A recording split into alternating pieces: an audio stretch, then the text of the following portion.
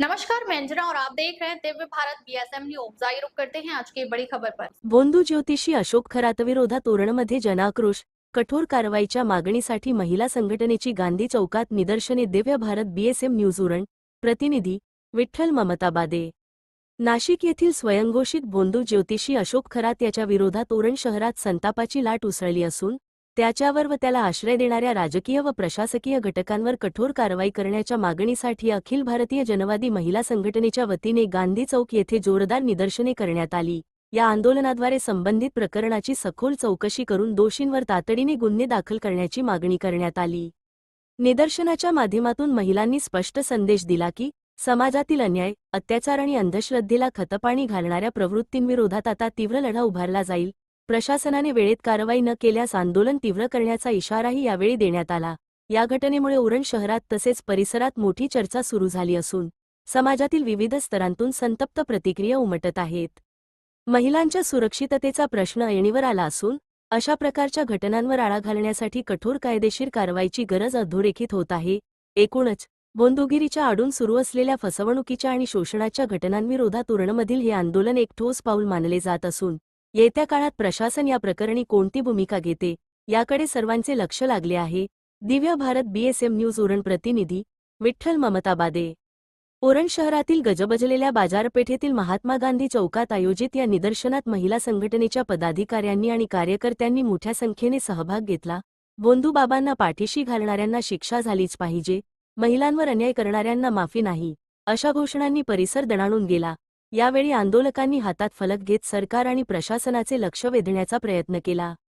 अशोक खरात या बोंधू ज्योतिषाच्या विविध गैरकृत्यांचे प्रकार अलीकडील काळात उघडकीस येत असून त्याचे स्वरूप अत्यंत गंभीर आणि धक्कादायक असल्याचे आंदोलकांनी सांगितले. समाजातील अस्थिरता, असुरक्षितता आणि भविष्याबाबतची भीती यांचा गैरफायदा घेत अशा बोंधू बाबांनी अनेकांना जाळ्यात ओढले आहे. विशेषतः राजकीय क्षेत्रातील काही मोठी नावे, मंत्री, उच्चपदस्थ अधिकारी तसेच उच्चभ्रू समाजातील व्यक्ती आणि अन्यायग्रस्त महिला यांना मानसिक, सामाजिक आणि आर्थिकदृष्ट्या फसवून त्यांचे आयुष्य उद्ध्वस्त केल्याचा आरोप आंदोलकांनी केला.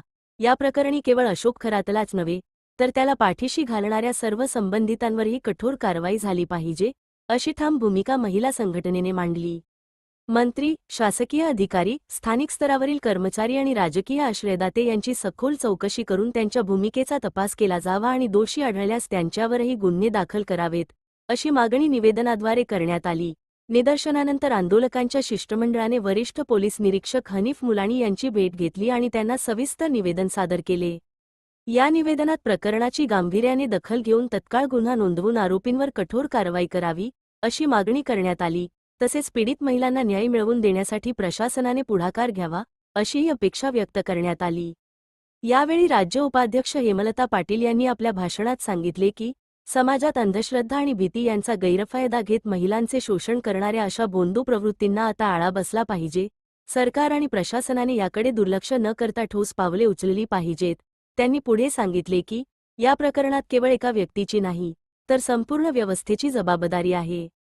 धनवंती भगत, सविता पाटील, लता पाटील, उषाताई म्हात्रे, कुसुम ठाकूर, शारदा ठाकूर, कुंदा पाटील, प्रणाली पाटील, गुलाब टावरी, मुमताज भाटिया, निराताई घरत, उरण पंचायत समिती सदस्य कविता म्हात्रे, ललिता पाटील, रजनी पाटील, अपर्णा म्हात्रे यांनीही यावेळी आपली मते व्यक्त करत कठोर कारवाईची मागणी केली.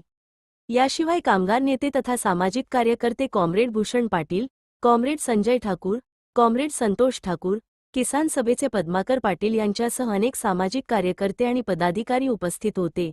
सर्वांनी एकमुखाने या प्रकरणाचा निषेध नोंदवत दोषींना कठोर शिक्षा देण्याची मागणी केली. और समाचार के लिए संपर्क करें 8208180510। अधिक जानकारी के लिए लॉग इन करें www.divyabharatbsmnews.com। मुख्य संपादक doctor Bhagwat Mahale. Divya Bharat BSM news को लाइक करें, शेयर करें और सब्सक्राइब करें। ताजा तरीन खबरों के लिए बेल आइकन दबाएं। अब तक के लिए बस इतना ही, फिर मिलते हैं एक ऐसे ही बड़ी खबर के साथ। तब तक के लिए नमस्कार और देखते रहिए दिव्य भारत बीएसएम न्यूज।